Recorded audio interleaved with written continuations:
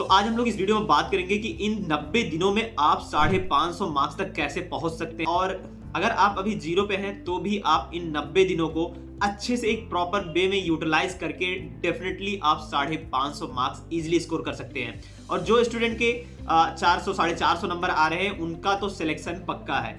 तो जो मैं इस वीडियो में पूरी बातें बताऊंगा आपको उन्हें प्रॉपर फॉलो करनी है, और ये वीडियो कैटेगरी वाले स्टूडेंट के लिए काफी हेल्पफुल होगी, क्योंकि इन 90 दिनों में आप इजीली 550 मार्क्स तक अगर ले आए आप आराम से किसी भी गवर्नमेंट मेडिकल कॉलेज में आपका एडमिशन हो जाए।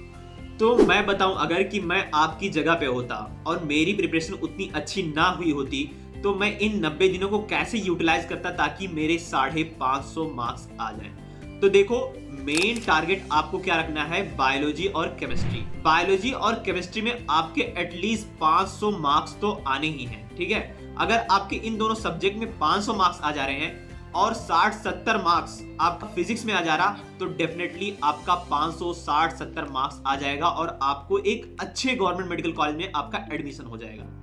तो देखो, मैं अब बात करूं अगर बायोलॉजी की कैसे प्रिपेयर किया जाए। कोई भी टीचर का, स्पेशली उम्मीद बैच या और किसी भी टीचर का जिससे आप कंफर्टेबल हो, उसका वन शॉट वीडियो देख लें, प्रॉपर वन शॉट देखें। और देखो क्या करनी है, तुम्हें एनसीईआरटी साथ में लेके बैठना है जब आप पढ़ें, लेक्चर देखें, और जो सर इंपॉर्टेंट पॉइंट बताएं उसे उसी वक्त हाईलाइट कर लेना है, ठीक है।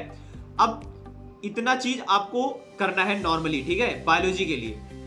और सॉल्व करने के लिए आपको ज्यादा क्वेश्चन नहीं लगाने हैं, एनसीईआरटी एग्जाम्पलर और 15 साल के प्रीवियस ईयर क्वेश्चन लगाने हैं बस, और इससे ज्यादा कुछ भी नहीं करना है, ठीक। दूसरी बात कि आपको बायोलॉजी में जो है आपके 12th वाले पोर्शन, स्पेशली जेनेटिक्स से लगभग 17 से 18 क्वेश्चन पूछता है, और बायोटेक्नोलॉजी से भी काफी क्वेश्चन पूछता है। तो मैं इस वीडियो में पूरा बताया हूं कि जो हाई वेटेड चैप्टर हैं उनको आपको सबसे पहले करना है। बायोलॉजी में भी जो आपको ज्यादा नंबर देंगे वो सब चैप्टर को आपको सबसे पहले कवर करना है और उन्हें ज्यादा टाइम देना है, मल्टीपल टाइम उन्हें रिवाइज भी करना है। और बायोलॉजी में नोट्स बनाने की जरूरत नहीं है। हाँ, आप एग्जाम्पल्स और जो ईयर्स दिए रहते हैं वो एक तरफ लिख के याद कर सकते हैं, लेकिन इसमें जो है नोट्स बनाने की बिल्कुल भी जरूरत नहीं है। जितनी बार हो सके आप एनसीईआरटी पढ़ें। देखो, एक प्रॉपर टाइम टेबल फॉलो करो। आपको सिर्फ और सिर्फ 8 से 9 घंटे डेली पढ़ने हैं। इसमें से आपको 3 घंटा आपके लिए बायोलॉजी के लिए देना है, और इन 3 घंटों में आप 1.5-2 घंटे का लेक्चर अटेम्प्ट कर सकते हैं। उसके बाद में आप जो चीजें सर पढ़ाएं वो पढ़िए, रीड करिए एनसीईआरटी से। उसके बाद आपको क्वेश्चन सॉल्व करने हैं, ठीक है। इतना हो जाने के बाद आप जो आपका 3 घंटा फिर बचता है वो आप 3 घंटा अपने केमिस्ट्री पे दें, और उसके बाद 2-2.5 घंटा आप फिजिक्स को दें। क्योंकि अभी फिजिक्स अगर करने बैठ जाएंगे, ज्यादा डेप्थ में पढ़ेंगे, क्योंकि चीजें आ नहीं रही हैं आपको, अभी आप जीरो पे हैं, तो बहुत ही दिक्कत आएगी और आप डिमोटिवेटेड फील करेंगे।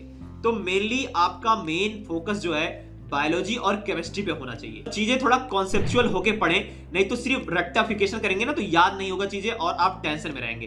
तो जो जब भी पढ़ें आप तो थोड़ा अंडरस्टैंडिंग लेके पढ़ें, उसे अंडरस्टैंड करें, चीजें क्या बता रहे हैं सर, क्या ना बता रहे हैं, क्या चीजें उसमें लिखी हुई हैं। इससे आपको लॉन्ग टाइम तक रिटेन रह जाएगा आपके दिमाग में। अब अगर बात करें केमिस्ट्री की, तो केमिस्ट्री में देखो, इनऑर्गेनिक के लिए आपको बायोलॉजी की ही तरह रटना पड़ेगा उसे, और उसमें जो केमिकल बॉन्डिंग पीरियोडिक टेबल है ना, ये 2 चैप्टर समझिए कि आपके आधा जो इनऑर्गेनिक है खत्म कर देंगे। इन 2 चैप्टर को बहुत अच्छे तरीके से करने हैं, और जो रिएक्शन दिए होते हैं ना उन्हें पूरा याद नहीं करना है आपको। जहां आपको लगे कि हाँ 4 रिएक्शन दिए हैं, उसमें एक कोई अलग प्रोडक्ट बन रहा वो याद कर सकते हैं। जहां कोई प्योर कंपाउंड बन रहा उसे आप याद कर सकते हैं, या जो प्रीवियस ईयर या एनसीईआरटी एग्जाम्पलर में रिएक्शन दिया है उसे याद कर सकते हैं। इससे ज्यादा कुछ भी याद करने की जरूरत नहीं। तो 3 घंटा, जैसे मैं बताया था कि 8 घंटा आपको डेली पढ़ना है, 3 घंटा आपने बायोलॉजी के लिए निकाल दिया, आपका बचा 3 घंटा। अब इस 3 घंटे को आपको केमिस्ट्री के लिए यूज करना है।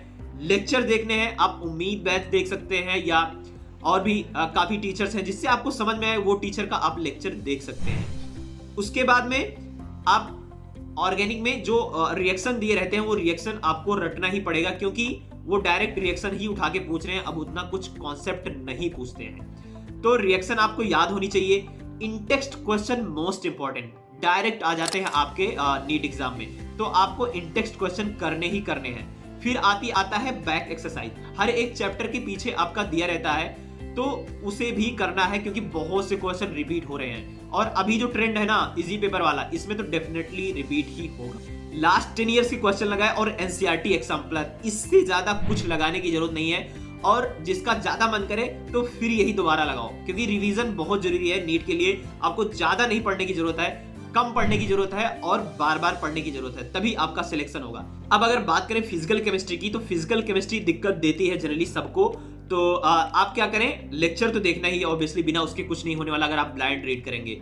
उसमें भी आप 10 इयर्स की सिर्फ प्रीवियस ईयर करना और एनसीईआरटी एग्जाम्पलर और इन टेक्स्ट क्वेश्चन तो बहुत जरूरी है। इसके इन टेक्स्ट क्वेश्चन की इंपॉर्टेंस ये होती है कि अगर वो सेम क्वेश्चन नहीं इन टेक्स्ट का पूछ रहा तो डायरेक्ट उसका कॉन्सेप्ट उठा के पूछ लेता है। तो आपको तो ये ध्यान में रखना होगा, क्योंकि इन टेक्स्ट क्वेश्चन बहुत ही इंपॉर्टेंट। और देखो हाँ, फॉर्मूला सीट बहुत जरूरी है इसमें बनाना, क्योंकि जब आप फ्री रहे तो वो फॉर्मूला सीट देखते रहेंगे तो आपके दिमाग में फॉर्मूला सब रिकॉल होती रहेंगी, चीजें आपके दिमाग में कॉन्सेप्ट आते रहेंगे, उससे आसानी होगी आपको चीजें याद करने में और फिर आगे क्वेश्चन पे अप्लाई करने में भी। इजी क्वेश्चन लगाने हैं, टफ क्वेश्चन की जरूरत नहीं है।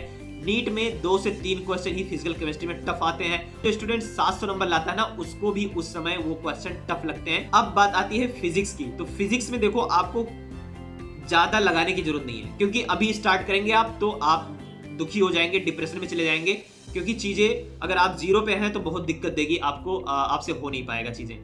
तो देखो मैं बताया हूँ इन सब वीडियो में बताया हूँ हाई वेटेज चैप्टर, स्पेशली मैं फोकस करूंगा आपको करने का मॉडर्न फिजिक्स। बहुत ही आसान है मॉडर्न फिजिक्स और आप आराम से वहां से 10 से 12 क्वेश्चन आते हैं। तो अगर 10 से 12 क्वेश्चन आप कर लेंगे तो 40 से 44 नंबर आपके हाथ में हो। यूनिट एंड डायमेंशन काफी इजी चैप्टर है और उससे भी 2 से 3 क्वेश्चन हर साल आता है। कुछ चैप्टर ऐसे हैं फिजिक्स में जहां से डायरेक्ट फार्मूला बेस पूछ ले रहा है, अगर आपको फार्मूला याद है तो आप आराम से कर लेंगे। तो वो चैप्टर है एसएचएम, वेव और इलेक्ट्रोमैग्नेटिक वेव। ये 3-4 चैप्टर ऐसे हैं ना कि यहाँ से 5 क्वेश्चन तक आ जाए, 5 से 6 क्वेश्चन आते हैं और ये डायरेक्ट आप फॉर्मूला आपको याद है तो कर लेंगे, इतना झमेड़ा पालना नहीं पड़ेगा दिमाग में। ठीक है, देखो मेन इंपॉर्टेंट होती है पढ़ाई की रिवीजन, तभी दिमाग में चीजें रिटेन रह जाती हैं। तो अब रिवीजन कैसे करें ताकि आपके दिमाग में पूरी चीजें रह जाएं। देखो बायोलॉजी के लिए मैं बताऊंगा आपको एक सिंपल रूल कि आपको क्या करनी है।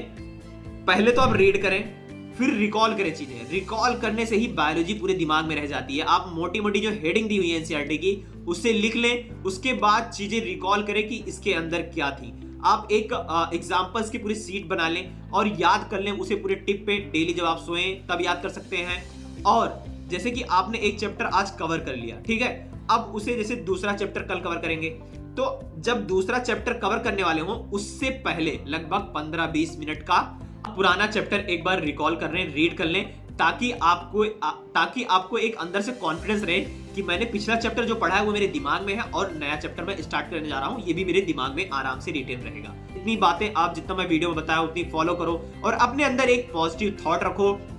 लोग जितना भी आपको डिस्ट्रैक्ट करें, लोगों के बातों में ना जाओ। बहुत ताने सुनने को मिलते होंगे, मैं समझ रहा हूँ इस समय पे लोग अलग अलग कहानियां सुनाते हैं, बहुत अपने ही सुनाने लगते हैं।